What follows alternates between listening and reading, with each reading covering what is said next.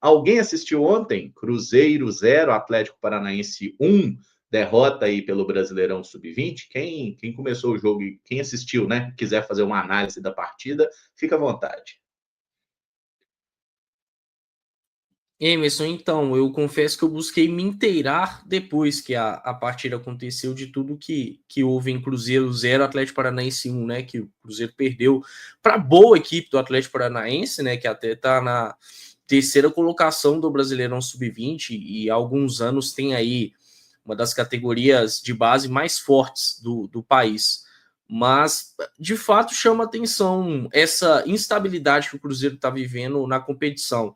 Acho até que é natural, né, quando a gente pensa em uma competição com um bom nível de exigência, que tem muitos jogos, tem uma sequência importante também, e os meninos ainda estão buscando melhor desenvolvimento no aspecto físico, né?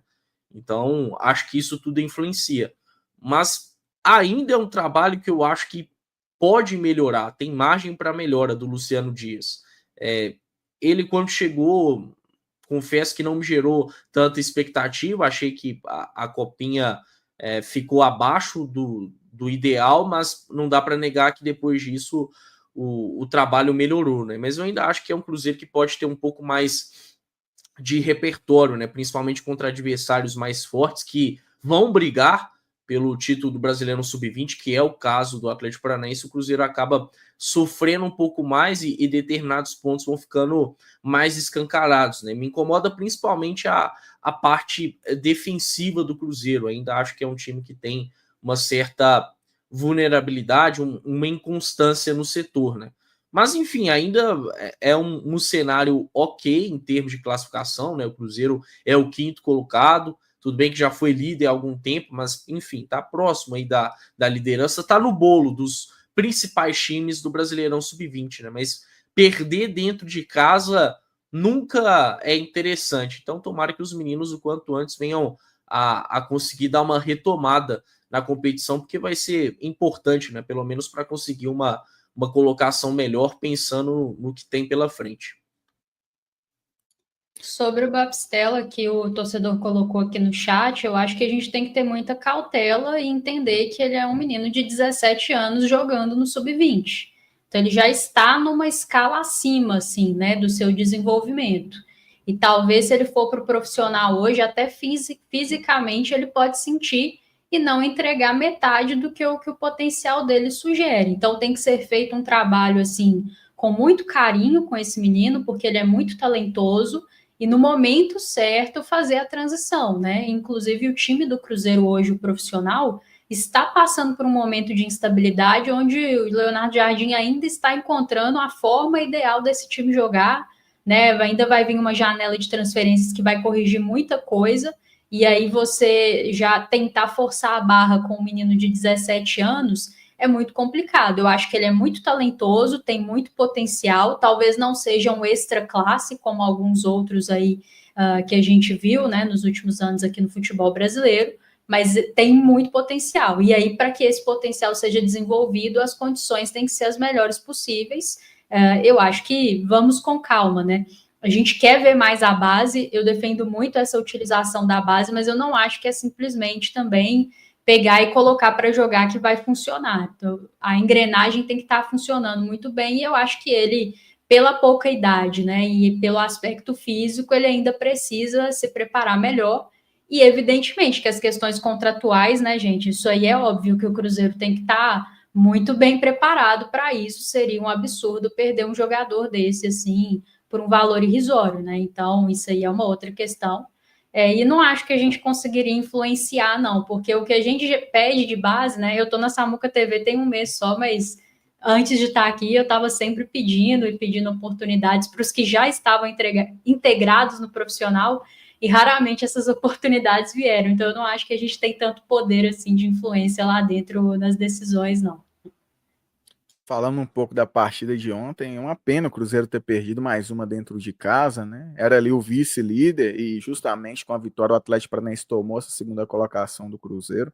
Já era um time que estava na terceira colocação ali, justamente atrás do Cruzeiro antes, né, da rodada acontecer.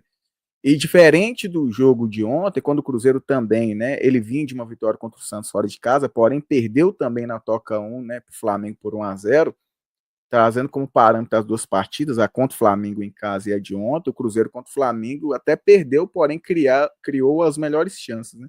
Já ontem não, o Atlético Paranaense desde o primeiro tempo já era merecedor de estar vencendo ainda na primeira etapa, né? O Otávio foi uma das peças importantes no primeiro tempo, fazendo boas defesas, e o Atlético Paranaense já, né, no início ali do segundo tempo praticamente conseguiu fazer esse 1-0, né? Pensando nessa sequência dentro de casa, é muito ruim, né? Perder duas seguidas, né? Contra times importantes. E projetando ainda mais a próxima rodada, que é justamente contra o líder, o Palmeiras, que está a 3 pontos à frente do Cruzeiro. O jogo vai ser na Arena Barueri. Essas vitórias dentro de casa vai fazendo falta aí, mas é um Cruzeiro que faz uma boa competição, né?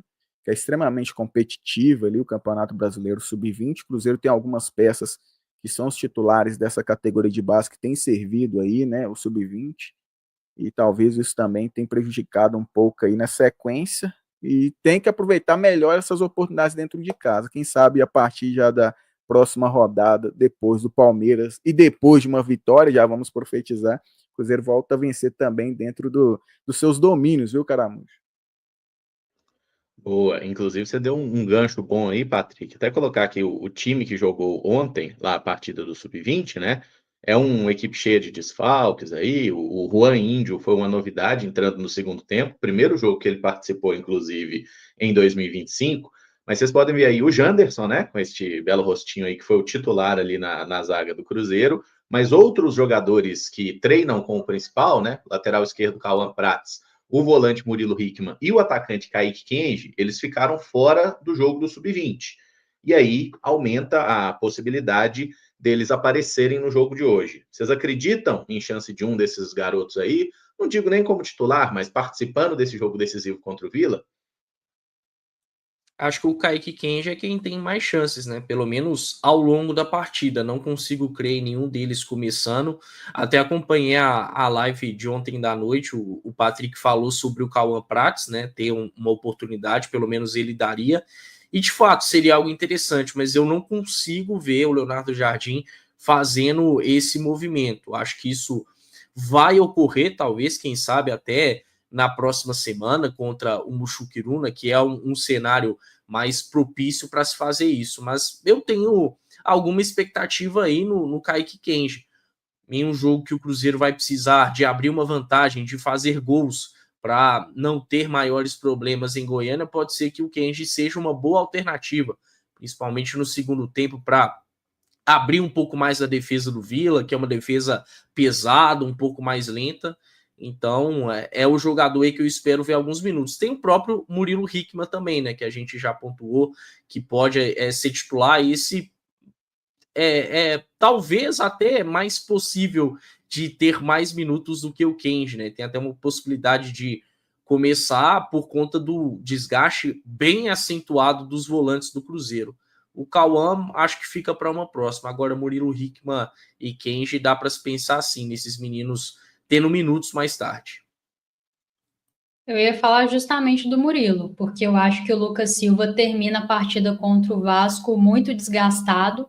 O Lucas Silva é um atleta que precisa de ter um pouco mais desse controle de carga e de minutagem, então não me surpreenderia se o Murilo precisasse começar como esse segundo volante no time hoje à noite, né? E aí o Kenji tem ganhado aí alguns minutos, não imagino ele entrando como titular, mas imagino estando no banco, sim.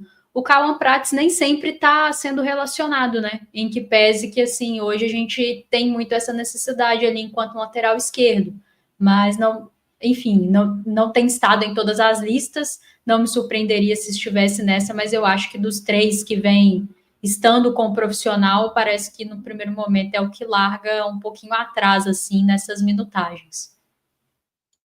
O Caio falou muito bem, né? Eu, Patrick, colocaria o Cauã ali, mas eu também não acho que o Leonardo Jardim vai fazer esse movimento. E pensando nessa sequência do Kaique, por isso que eu promoveria a estreia do Cauã Prates como titular no profissional no dia de hoje, né? E também tô com o Caio e a Rafa em relação a isso. Eu também pensei no Murilo, porque também foi um dos que atuou bem contra o Palestino, né? Numa estreia ali no profissional.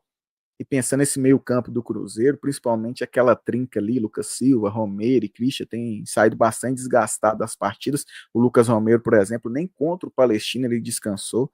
Então, Murilo Hickman, eu vejo à frente aí desses que estão ali complementando o banco de reservas, talvez para receber uma oportunidade. Também acho que não desde a titularidade, mas talvez para entrar aí durante a partida.